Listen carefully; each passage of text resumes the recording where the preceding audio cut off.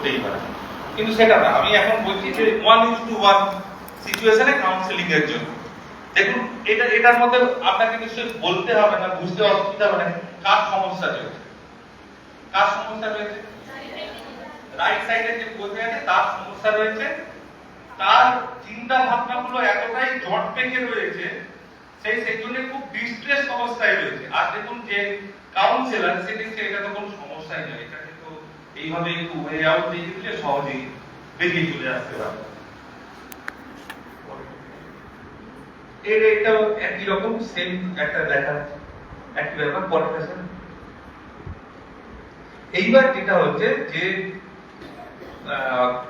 Counselling প্রসেসটা কিরকম করে হয়। প্রথমত এক নম্বর আপনাকে তো কাউন্সিলর হতে হবে, ঠিক আছে? মানে কাউন্সিলর হওয়ার জন্য উপযুক্ত বৈধ ডিগ্রি আপনার থাকতেই হবে। সেক্ষেত্রে বর্তমানে যেমন মাস্টার্স ইন সাইকোলজি থাকতে হবে, post graduate diploma in guidance counselling সেটা থাকতে হবে, আরসিআই অনুমোদিত অনেক কোর্স রয়েছে যেগুলো ডিগ্রি আপনাদের থাকতে হবে। তো এটা তো গেল বৈধ ডিগ্রি। আগেকার দিনে দেখবেন বৈধ ডিগ্রি ছাড়াও যারা বয়স্ক মানুষ থাকতেন, দাদু বা প্রাপ্তজনেরা, তাদের কাছে কি কিন্তু সমস্যা বললে তারা কিন্তু সমাধান করে দিত। তো সেক্ষেত্রে তাদের কি এই ডিগ্রি দরকার ছিল? ডিগ্রি দরকার ছিল না। কিন্তু বর্তমান সময়ে এরকম মানুষও আছেন, কিন্তু যদি মেডিকেলি আপনি যদি ট্রিটমেন্ট করতে চান, একটা ধরুন আপনি বলেন চেম্বার খুলে বসবো স্যার, ওরা আসবে আমার কাছে, আমি রুগী হবে, আমি পেশেন্ট দেখবো এবং টাকা ইনকামও করবো, সেটা করতে গেলে কিন্তু আপনার বৈধ ডিগ্রি থাকা প্রয়োজন। তো আমরা ধরে নিচ্ছি এখন যে আপনাদের সকলের কাছে একটি বৈধ ডিগ্রি আছে এবং আপনারা প্রত্যেকেই হচ্ছে একজন কাউন্সিলর, এবং আপনারা এই যে সিচুয়েশনে যে কোনো একটা রুমে দুটো চেয়ার রয়েছে যেখানে আপনারা একটা জায়গাতে বসে রয়েছে। এইবার ধরুন আপনার কাছে কেউ একজন এলো, এসে যেহেতু সমস্যা সেই জন্যই সে এসেছে। অনেক ক্ষেত্রে নিজে একা আসতে পারে, অথবা অনেক সময় অন্য একজন বাবা বা মা নিয়ে আসতে পারে, স্বামী স্ত্রীকে ধরে নিয়ে আসতে পারে, স্ত্রী স্বামীকে ধরে নিয়ে আসতে পারে, অথবা স্বামী স্ত্রীকে অন্য লোক ধরে নিয়ে আসতে পারে। যে কোনো একটা মানে আসতে হবে আলটিমেট। এবার ধরুন 1:1 সিচুয়েশনেই বলি যে একজন এলেন, আসার পর প্রথম যে কাউন্সিলরের কাজটা হবে সেটা হচ্ছে র্যাপোর্ট বিল্ড। র্যাপোর্ট মানে এই শব্দটা যদি আমি খুব সহজ ভাষায় বলি যে বন্ধুত্বপূর্ণ সম্পর্ক একটা গড়ে তুলতে হবে। প্রথমেই যে কি হয়েছে আপনার বলুন, আমি সমাধান করে দিচ্ছি, এইসবে একদমই যাওয়া যাবে না। সবার আগে প্রয়োজন একটা বন্ধুত্বপূর্ণ সম্পর্ক গড়ে তোলা। কেন প্রয়োজন? Very good. যদি বন্ধুত্বপূর্ণ মানে সম্পর্ক যদি না গড়ে ওঠে, সে কি তার মনের কথাগুলো খুলে বলবে? কোনোদিনই বলবে না। আমাদেরই ধরুন না, আমাদের তো এই ক্লাসরুমে বলুন বা আপনাদের ব্যক্তিগত জীবনে অনেক বন্ধু আছে। সব বন্ধুর কাছে কি আমরা সব সমাধান মানে সব কথা বলি না। যার সাথে আমার মনের মিল রয়েছে তাকেই হচ্ছে কিন্তু আমরা বলি। তো এই ক্ষেত্রেও কাউন্সিলিং প্রসেসের ফার্স্ট স্টেজে হচ্ছে র্যাপোর্ট বিল্ড, অর্থাৎ কাউন্সিলর এবং কাউন্সিলিং মধ্যে একটা ভালো সম্পর্ক তৈরি হবে, ফার্স্ট নাম্বার 1। এবং তার জন্য আপনাকে গল্প করতে হবে। এই ক্ষেত্রে যার ব্যক্তিগত কোয়ালিটিস কিন্তু আলাদা। মানে এই ক্ষেত্রে একজন গুড কাউন্সিলর তৈরি করে দেওয়া যায়, সেটা কোয়ালিটি আপনার নিজের মধ্যেও কিছু থাকতে হবে। এরপরে হচ্ছে অ্যাসেসমেন্ট। এবার এই যে অ্যাসেসমেন্ট, এই অ্যাসেসমেন্টে হচ্ছে এবার কাউন্সিলর বলুন কি হয়েছে।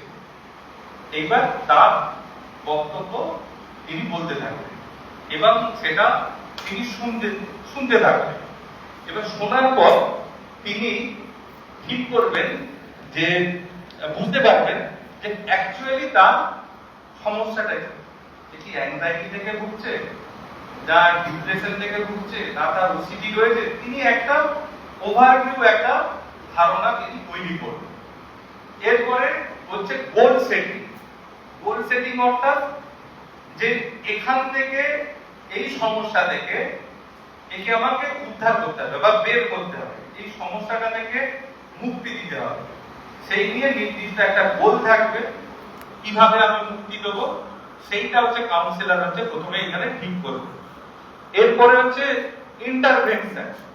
ইন্টারভেনশন তিনি অনুসন্ধান করবেন এবং বেশ কিছু টাস্ক দেবেন, যে টাস্কগুলো পারস্পরিক করতে থাকবে, যে আপনি এটা করে দেখুন আপনার কি উন্নতি হচ্ছে, বা এটা করলে কি আপনার চাপ কম লাগছে, ইত্যাদি ইত্যাদি বেশ কিছু কাজ পরস্পর চলতে থাকে। এবং কখনোই মানে একটু গুরুতর যে সমস্ত সমস্যাগুলো কোনোদিন একটা কাউন্সিলিং সেটআপে সেটা হয় না। বহু এরকম মানে এই ক্ষেত্রে বলে রাখি, একটা এরকম কেস এসেছিল আমার কাছে, মানে আমার করতে আমি যেদিন ছেড়ে দেবো ভেবেছিলাম যে আমার দ্বারা আর হবে না, সেই দিনেই মানে কি বলবো যে সেটা অ্যাক্সিডেন্টলি ইনসাইটফুলি মানে চলে এসেছিল। সেটা হচ্ছে যে একটা ছেলে আর কি, তো সে অন্ধকারে হচ্ছে খুব মানে ভয় পায়, ঠিক আছে, অন্ধকার লাইট বন্ধ হয়ে গেলে সে হচ্ছে খুব ভয় পায়, এবং সেটা নিয়ে অন্ধকারে আমরা সবাই কম বেশি ভয় পাই, তো কিছুতেই সে সেই ভয় থেকে বেরোতে পারছে না। তো তার বাড়ির লোকজন যখন সেইটা বলে যে সে অন্ধকারে ভয় পায় কেন হচ্ছে, তো যথারীতি কাউন্সিলিং প্রসেস চলতে থাকে, ওর সাথে কথা বলা হয়, কোন রকম ভাবে একটা ক্লু পাওয়া যাচ্ছে না যে কেন ওর এতটা অতিরিক্ত সে ভয় পায়। এর পরবর্তী ক্ষেত্রে মানে যখন আমি ভেবেছি যে আমার আর হবে না, কাউকে রেখে দিলাম যে আমি এবার রেফার করে দেবো, একবার মনে কর আচ্ছা ওর খাতাগুলো নিয়ে আসবেন, তো খাতা ড্রয়িং বুক ইত্যাদি সবগুলো নিয়ে আসবেন তো দেখি। এবং ওর মা মানে কথা শুনো, মা বললো যে ও কালো জিনিস পরেও, তো খাতা টাতা নিয়ে আসা হলো, দেখা গেল খাতাতে কোথাও কালো কালি, ড্রয়িং বুকে কোথাও কোনো কালো ব্যবহার করেনি, এবং তাকে জিজ্ঞাসা যখন করা হচ্ছে যে এটা কেন ব্যবহার করনি, বলতে এমনি ভালো লাগে না তাই করি। এবার এইটা ব্রেক করতে যে কেন ভালো লাগেনি এটা ব্রেক করতে কালঘাম ছুটে গেছিল আলটিমেটলি। তারপরে যেটা জানা গেল, ও নিজেও তখন আনকনসাস অবস্থায় এইসবগুলো করছিল, ও ছিল হচ্ছে ক্লাসের সেকেন্ড গ্রুপ, ফার্স্ট একজন একটা পরীক্ষাতে ও ফার্স্ট হয়ে গেছে, আর যে ফার্স্ট ছিল সে সেকেন্ড হয়ে গেছে। ক্লাস 6 এ পড়ে যে সেকেন্ড হয়ে গেছে, সে কয়েকটা বন্ধুকে নিয়ে ওকে পিটিয়েছে একটা ঘরে বন্ধ রেখে, এবং বলেছে এই কথাটা যদি কাউকে বলিস তাহলে কিন্তু তোর তাকে আরো মার।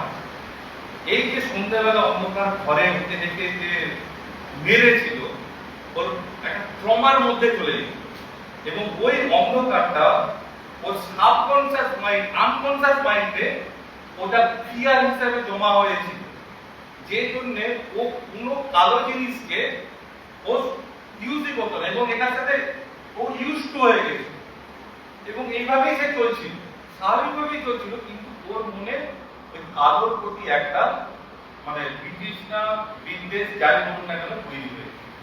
ফলে এরকমটা নয় যে আপনার একটা সেশনেই আপনি পুরো বুঝে যাবেন যে ওর কি হয়েছে, কোনোদিন সেটা হয়, সেটা টাইম বাই টাইম একটু কিন্তু যেতে হবে। এরপরে রয়েছে ইভালুয়েশন। ইভালুয়েশন মানে ছেড়ে দেওয়ার আগে আপনাকে পরীক্ষা করতে হবে যে যে সমস্যাটা নিয়ে সে এসেছিল সেই সমস্যাটা তার সমাধান হয়েছে কি হয়নি। যদি হয়ে যায় ওয়েল গুড, যদি না হয়ে যায় তাহলে আবার রিপ্ল্যানিং করতে হবে। আর লাস্ট থাকছে হচ্ছে টার্মিনেশন। টার্মিনেশন শব্দটা আর কিছু না, যে মানে কাউন্সিলিং সেশনটা কমপ্লিট হয়ে গেছে, সেও সুস্থ স্বাভাবিক জীবনে ফিরে গেছে, তবে আমাদের এই কাউন্সিলিং প্রসেসটা এখানে আমরা শেষ করতে পারি। তো এইটা হচ্ছে একটা কাউন্সিলিং প্রসেসের বিভিন্ন স্টেজ। এই স্টেজগুলো পর্যন্ত বোঝা গেছে? যদি কারো কিছু প্রশ্ন থাকে জিজ্ঞাসা করতে পারেন।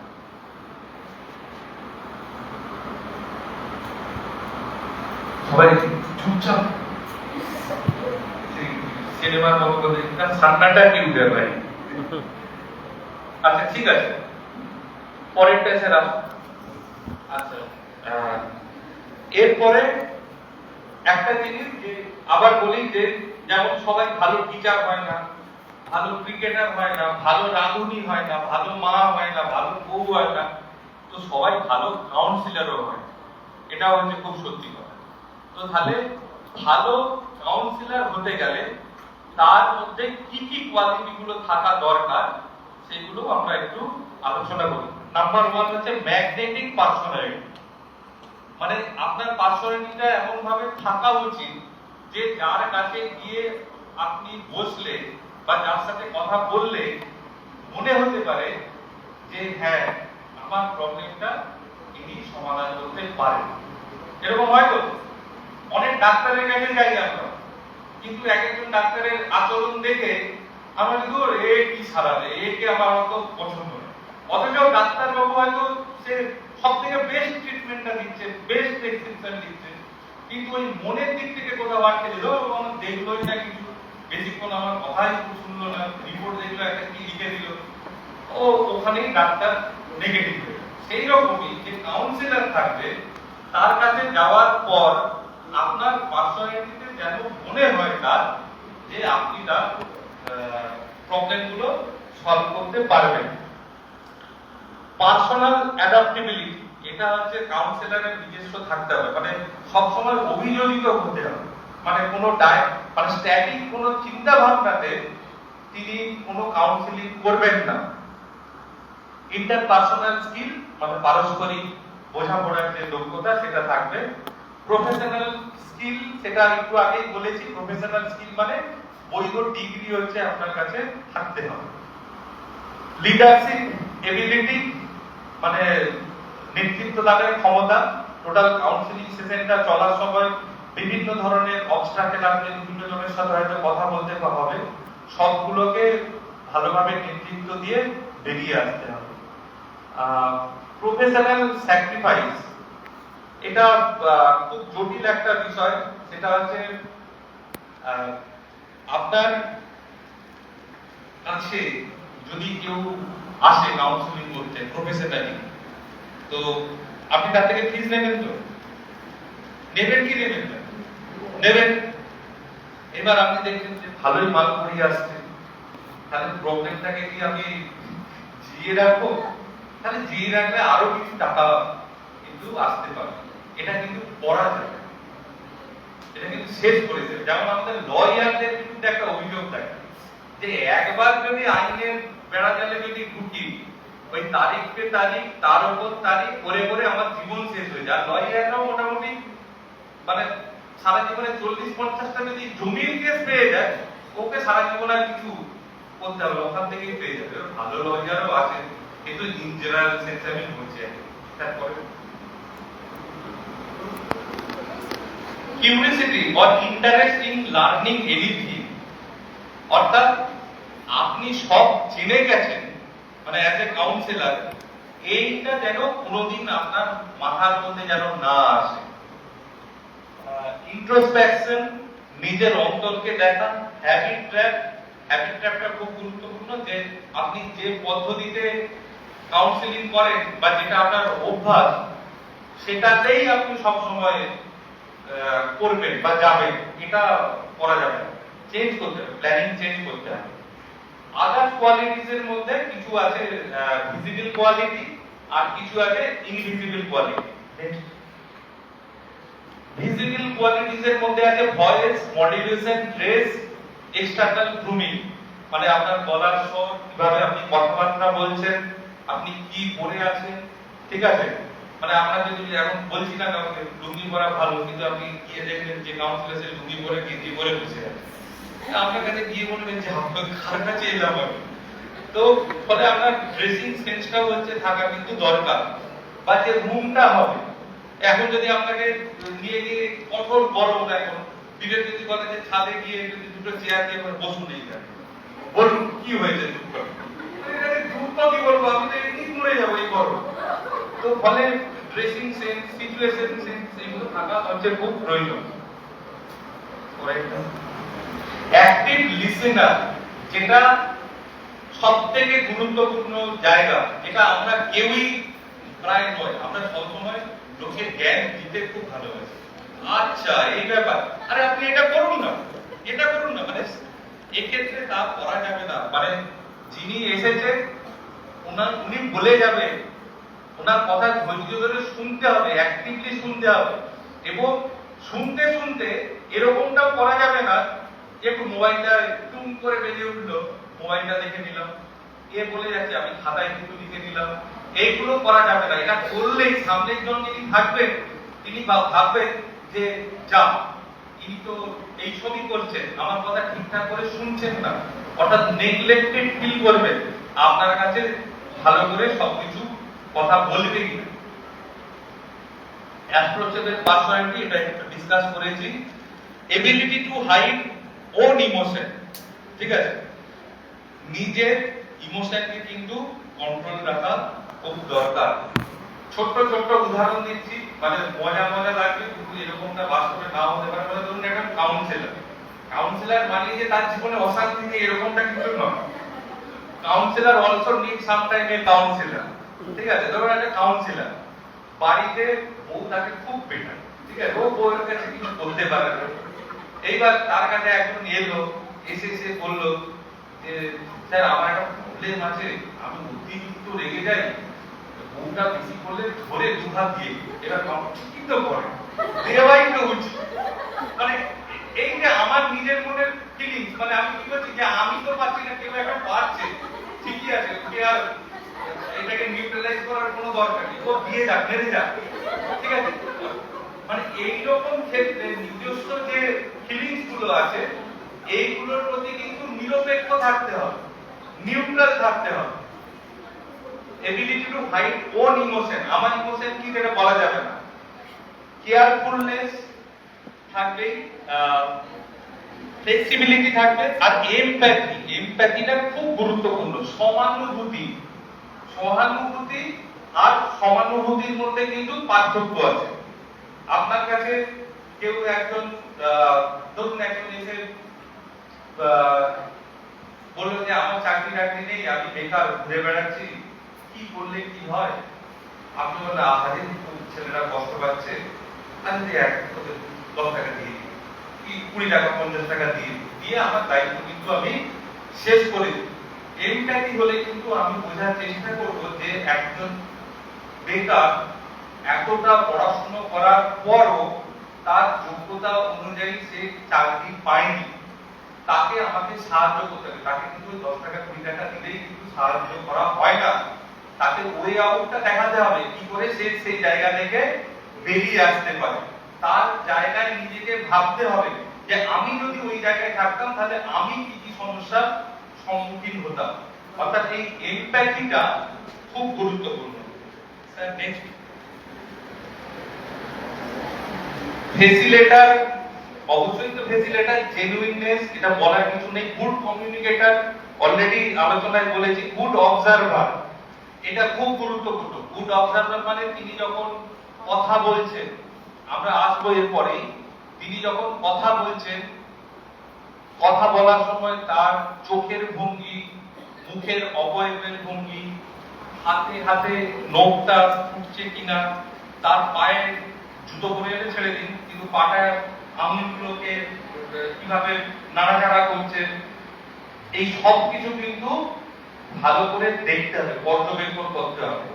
তার কথাবার্তা যখন বলছেন সবসময় কি একই টোনে কথা বলছে না বিভিন্ন সময় আস্তে কথা বলছে, সে দুঃখ পেলে কাঁদছে কিনা, না দুঃখের কথা বলার সময় তার মধ্যে আক্রোশ ফুটে উঠছে, রিভেঞ্জফুল মেন্টালিটি ফুটে উঠছে, সবকিছু অবজার্ভ করতে হবে। হাঙ্গার ফর নলেজ, ঠিক আছে। মেইনটেনেন্স অফ কনফিডেন্সিয়ালিটি, এটা খুব গুরুত্বপূর্ণ। আপনারাও যখন স্কুলে গিয়ে ধরুন একটি ছোটখাটো যাই হোক সৃষ্টি নেবেন বা যাই কিছু করবেন, কোনোদিন কারো ছবি তুলবেন, ঠিক আছে। ছবি উঠবে কিভাবে না, এবিপি আনন্দ বা অন্যান্য জায়গায় দেখবেন কারোর সাথে যদি কিছু ব্যাড ইনসিডেন্ট হয়ে যায়, সুমনকে দেখা যায় স্পষ্ট, তার সামনে যে বসে থাকে তার মুখ দেখা যায় কি ব্লার করে যায়। এইখানেও কিন্তু ব্লার করতে হবে, আর না হলে ধরুন জানাবাবুর সাথে আমার কথা হচ্ছে, ধরুন আমার প্রবলেম আছে, জানাবো আমার কাউন্সিলিং করছে, যে ছবিটা উঠবে আমার পিছন দিক থেকে, যাতে আমার ব্যাক সাইডটা উঠে, জানাবাবুর মুখ উঠলেও কোনো অসুবিধা নেই, কিন্তু আমার মুখটা যেন এখানে ফুটে না ওঠে।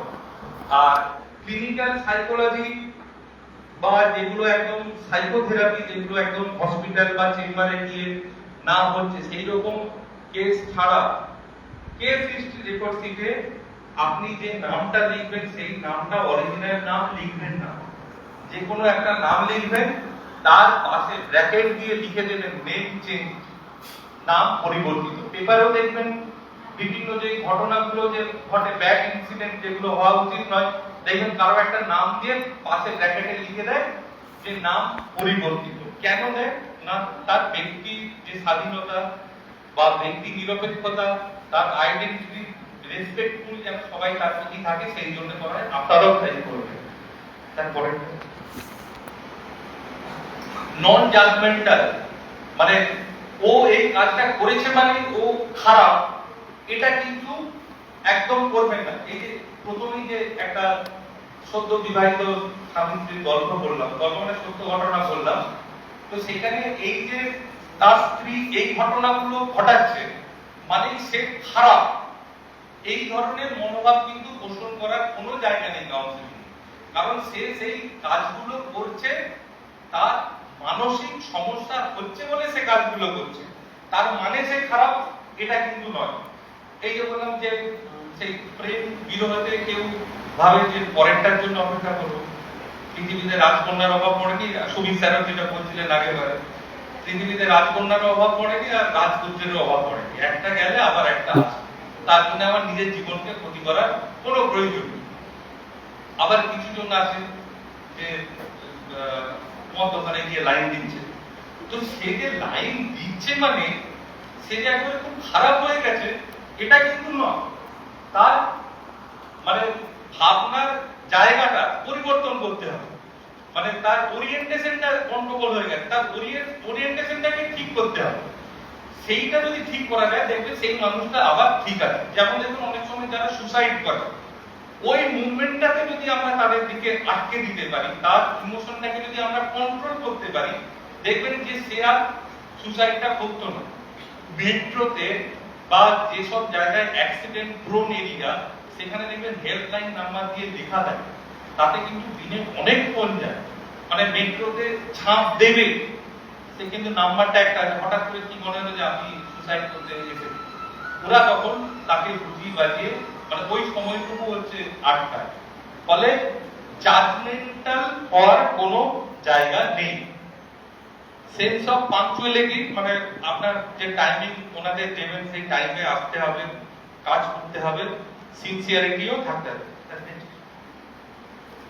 টাইম ম্যানেজমেন্ট থাকতে হবে, ট্রাস্টওয়ার্দি, আপনাকে বিশ্বাসযোগ্য হতে হবে, আন্ডারস্ট্যান্ডিং এবিলিটি, এগুলো সব ভুলে গেছি, এমপ্যাথিও থাকতে হবে। ঠিক আছে,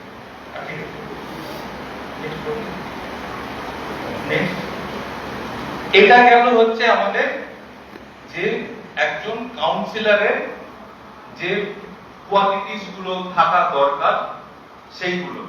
এইগুলো নিয়ে কিছু যদি কারো প্রশ্ন থাকে বা কোথাও বুঝতে অসুবিধা, বোঝা গেছে তো সব? আর হ্যাঁ কিনা সেটাই তো শুনতে হবে। আরে শুনলে তো আমিও একটু রিইনফোর্সমেন্ট পাই। যাক, ঠিক আছে, এটা বোঝা গেছে। এরপরে আমরা প্রত্যেকের মোবাইলে, হ্যাঁ ব্রেক লাগবে একটা, অসুবিধা নেই, যদি মিনিট 15 ব্রেক নাও নিতেই পারো, কোনো অসুবিধা নেই। কারণ এই সব ইন্টারেক্টিং জিনিস খিদে পেটে যদি করতে হয় তাহলে কিন্তু তাহলে কিন্তু একটু খাওয়াটা আজকে একটু তাড়াতাড়ি খেয়ে দিও। যদি কেউ বিরিয়ানি নিয়ে আসো আমার সাথে শেয়ার করতে পারো।